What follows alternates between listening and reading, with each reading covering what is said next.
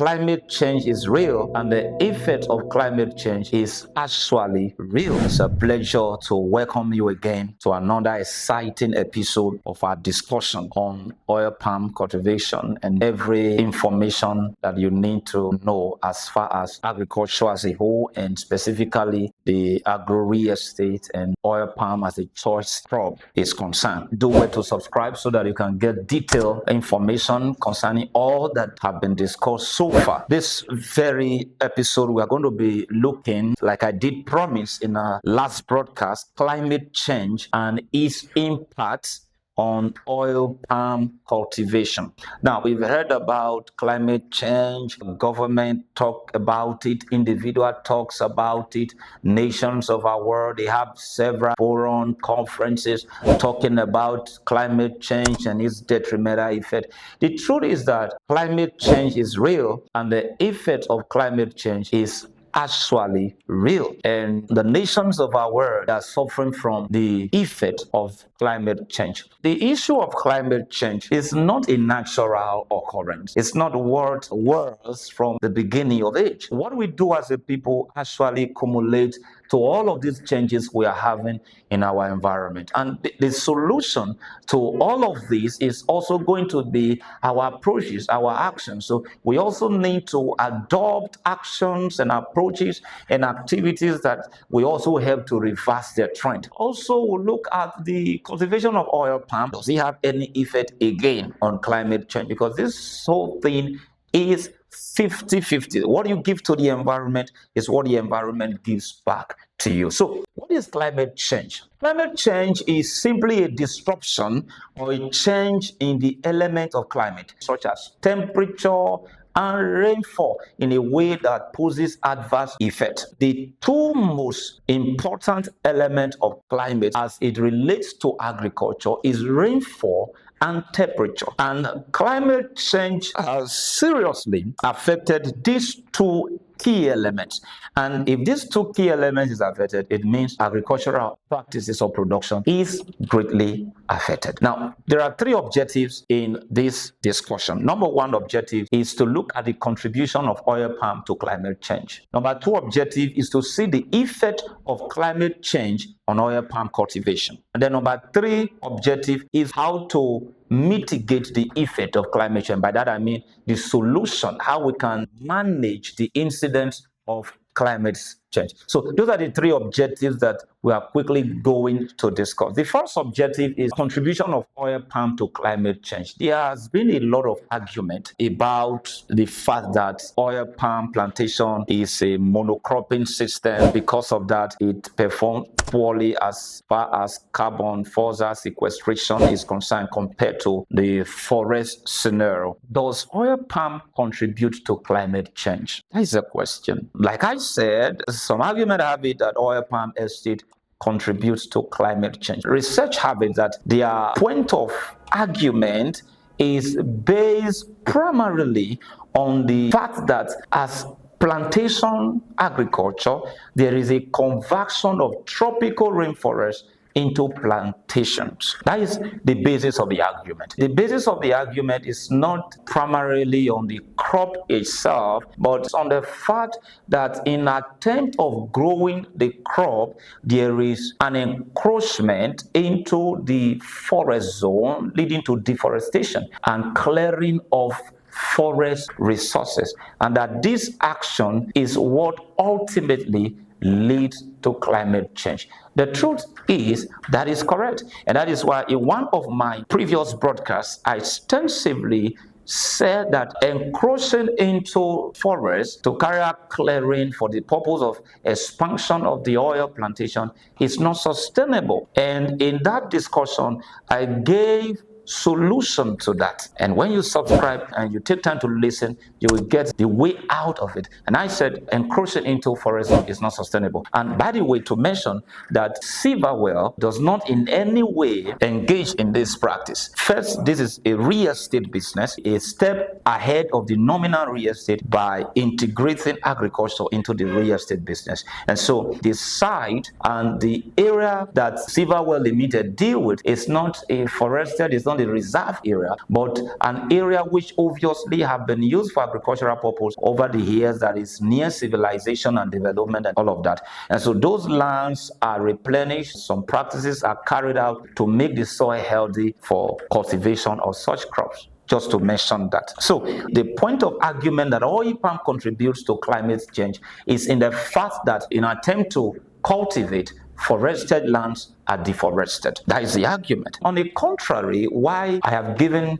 solution to encroaching into forested land in previous broadcasts, like I said, oil palm plantations does more good to the environment than harm, because these are tree crops, and oil palm plantation is well known to assimilate more CO2, which is what we call the greenhouse gas that causes or result to climate change. Oil palm plantation assimilate more CO2 and produce more biomass than forests. Let me say that again. The oil palm absorbs CO2 from the environment and produce more biomass because of its high fruit production than forests. Oil palm acts as carbon sink. I've explained that carbon sink in the sense that it absorbs, sequestrates this CO2 from the atmosphere. And again, I'm saying that the CO2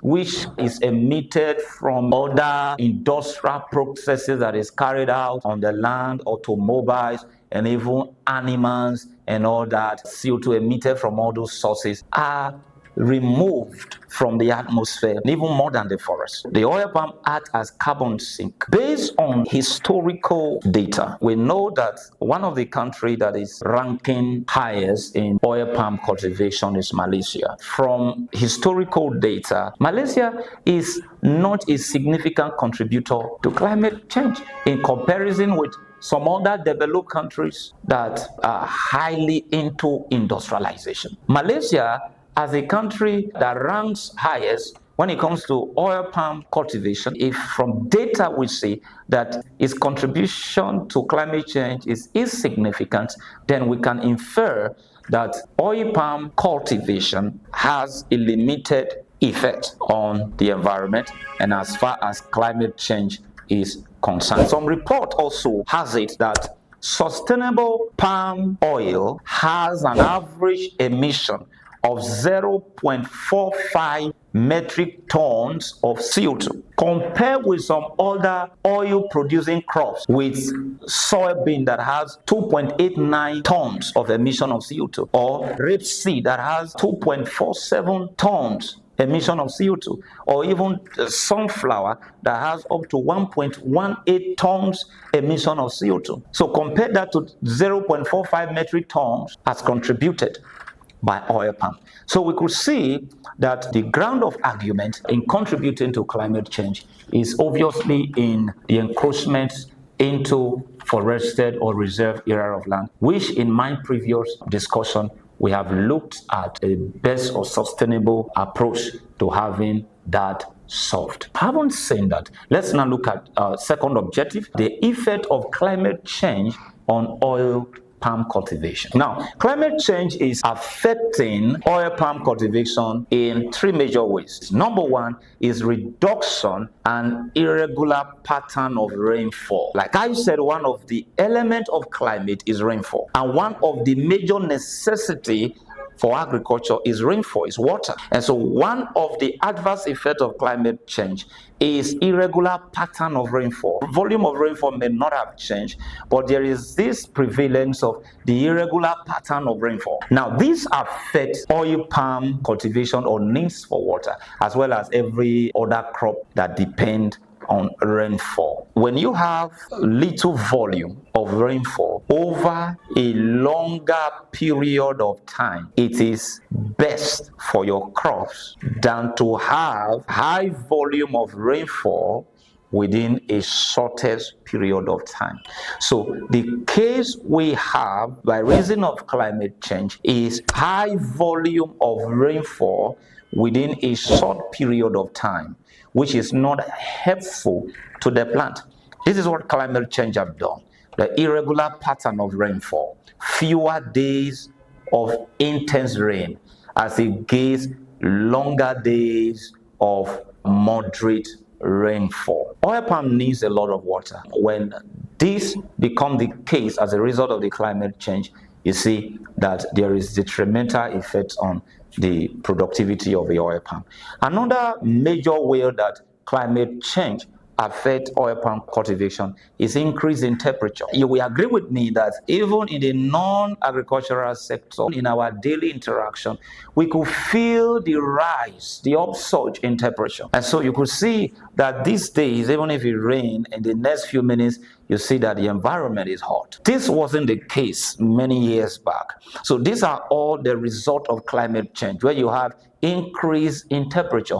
And one thing temperature does to crop is that it affects the fruiting of crop, and that is why fruiting of crops is more pronounced in the Harmattan period. If you are in this part of the world, part of this continent, you discover that most tree crops, they fruit in the Harmattan period, where you have that conducive temperature for it. Increase in temperature does not favor fruiting, and so when temperature increases, there's detrimental effect on the crop, and this is as a result of climate change. The third way climate change affects oil palm cultivation is increase in variety and population of pests. Of course, as a result of monocropping and deforestation, you see the environment is affected and there is a change in ecology. And the incident of climate change can result to an influx of new variety and increase in population of pests. Now, all of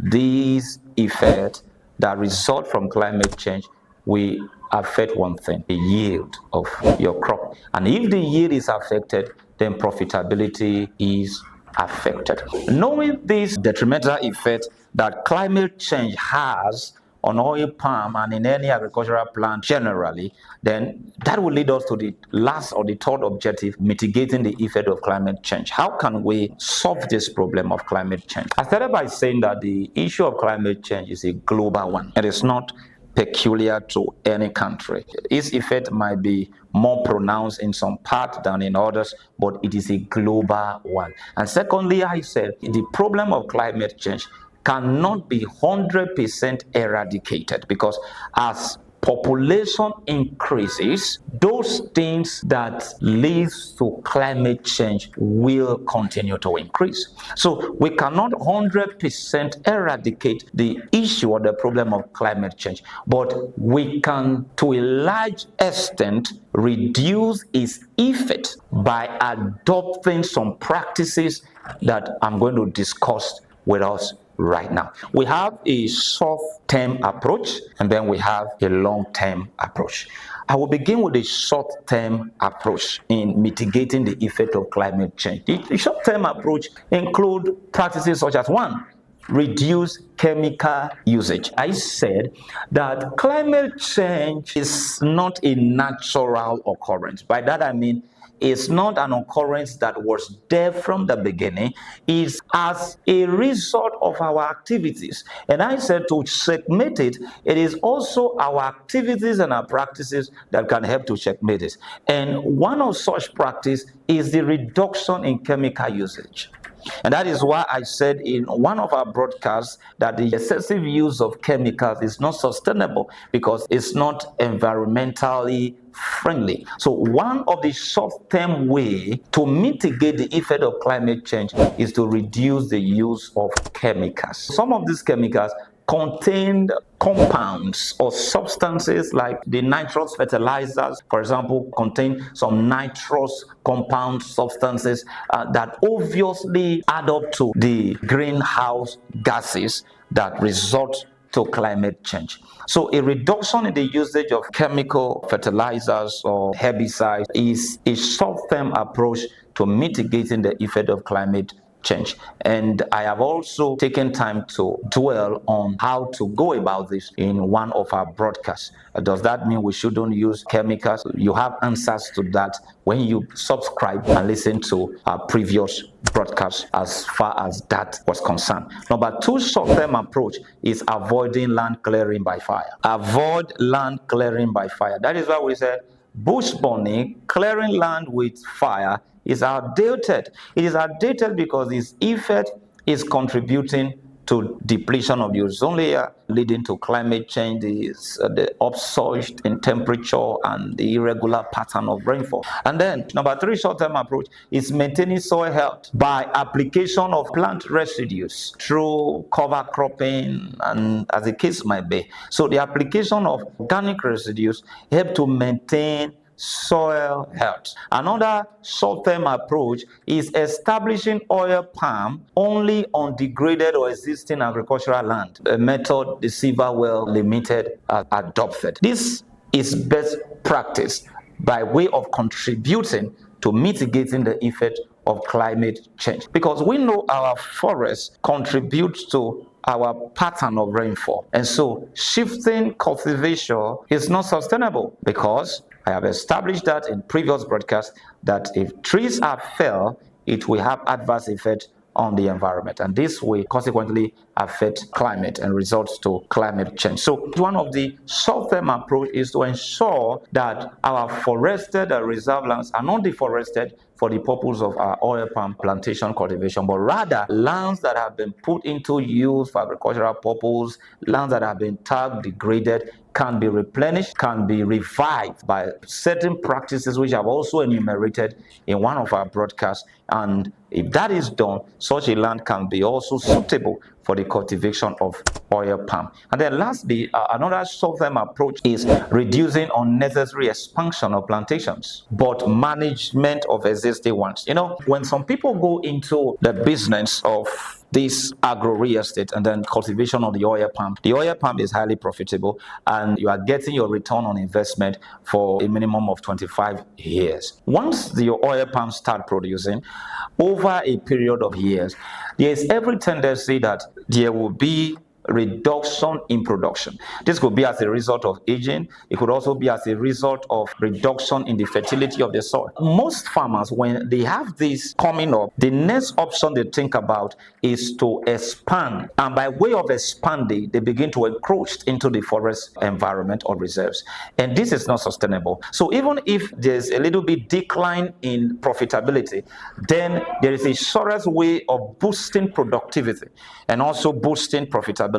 And that is to work on the soil. So when the soil health is properly managed, when all other practices we've discussed before now is put into consideration, then the soil health can be rejuvenated, can be replenished, and productivity can be enhanced. So the solution to decline in production is not in shifting or expansion of plantation, but in proper management of existing ones. Having said that, what is the long-term approach in mitigating the effect of climate change? Just one I will discuss with my viewers.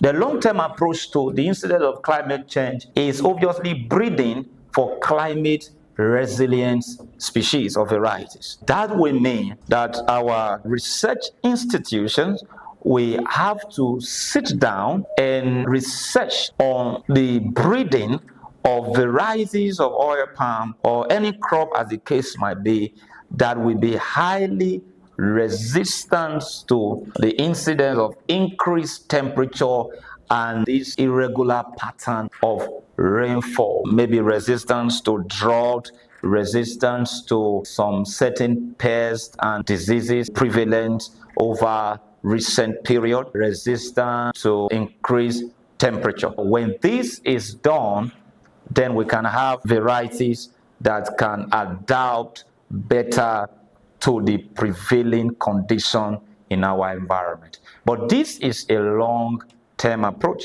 Such research will take a long time, will take some findings, require some technicalities and technical know-how. But for the meantime, before that is done, the short-term approach can be adopted. And if that happens, we can still be able to manage our production, manage productivity, manage profitability, even with the prevalence of recent happening in our globes. In conclusion, I want to say that the issue of climate change is a global one, and that is why I started by saying that there's obviously no part of the world that is not affected by this issue of climate change. I also said why we cannot completely avoid it due to population surge, we can at least minimize its effect through sustainable practices. Again, sustainable practices. It is our practices that led to where we are. It is only our practices that will also take us from where we are. All of these short-term approaches, they are sustainable methods that can be adopted to mitigate the effects of climate change. Why the long-term approach is in view. Stay blessed and thank you.